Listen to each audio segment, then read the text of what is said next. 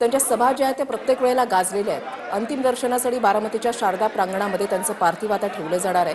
अजित पवारांच्या पार्थिवावर उद्या अंत्यसंस्कार होणार आहेत। पंतप्रधान मोदी आणि अमित शहा अंत्यसंस्कारासाठी येणार आहेत। अंतिम दर्शनासाठी बारामतीच्या शारदा प्रांगणामध्ये अजित पवारांचं पार्थिव ठेवलं जाणार आहे आणि अजित पवार यांच्या पार्थिवावर उद्या अंत्यसंस्कार होणार आहेत।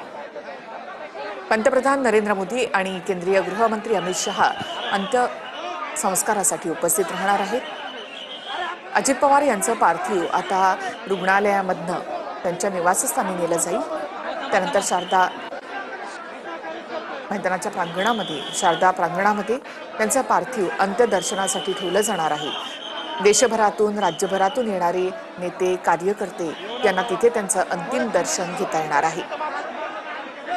अजित पवार यांनी एक शिस्त या ठिकाणी नेहमी पाळली होती आणि कार्यकर्त्यांकडून देखील ते शिस्तीचीच अपेक्षा ठेवायची आणि त्यामुळेच आज रुग्णालयाच्या बाहेर कार्यकर्त्यांचा आक्रोश असला, त्यांच्या भावना या ठिकाणी दिसत असल्या तरीही आपण पाहतोय की कार्यकर्ते कुठेही आक्रमक झालेले नाहीत, ते आक्रोश करतायत। अजित पवार परत या, अजित पवार अमर रहे अशा घोषणा देत आहेत। मात्र तेवढं सहकार्य इथे सुरक्षा यंत्रणांना ते करतायत। अजित पवार हे शिस्तबद्ध होते आणि वेळ पाळणारी व्यक्ती, एक वेळ पाळणारा नेता म्हणून त्यांची ओळख होती।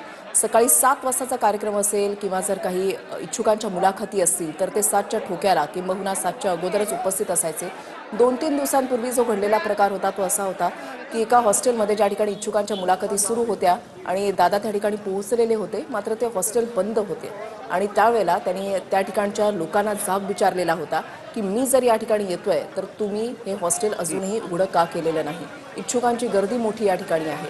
अशा पद्धतीने दादांचा एक स्वभाव होता, रोखठोक त्यांचा बाणा होता आणि त्यांच्या याच कार्यपद्धतीवर असंख्य लोक प्रेम करायचे आणि म्हणूनच त्यांना दादा म्हणून मायेनं त्यांचा उच्चार करायचे।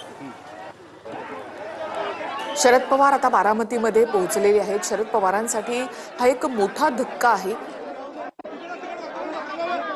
तर आतापर्यंतच्या राजकारणामध्ये अजित पवारांनी शरद पवारांकडून अनेकदा धडे घेतलेले होते। अडचणीच्या काळात म्हणजे आता अगदी राष्ट्रवादी स्प्लिट झाल्यानंतर सुद्धा अडचणीच्या काळामध्ये अजित पवार नेहमी शरद पवारांचा सल्ला घेत होते।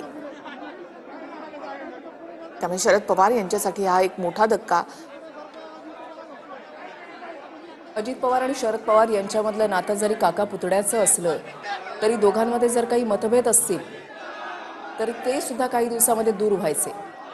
खरं तर या दोघांमध्ये मतभेद सुरू झालेले होते ते म्हणजे 2004 पासून, कारण त्यावेळेला राष्ट्रवादीला फक्त 2 जागा कमी होत्या, काँग्रेसला 2 जागा जास्त होत्या आणि त्यावेळेला अजित पवारांचा अट्टहास हा होता की राष्ट्रवादीनं सत्ता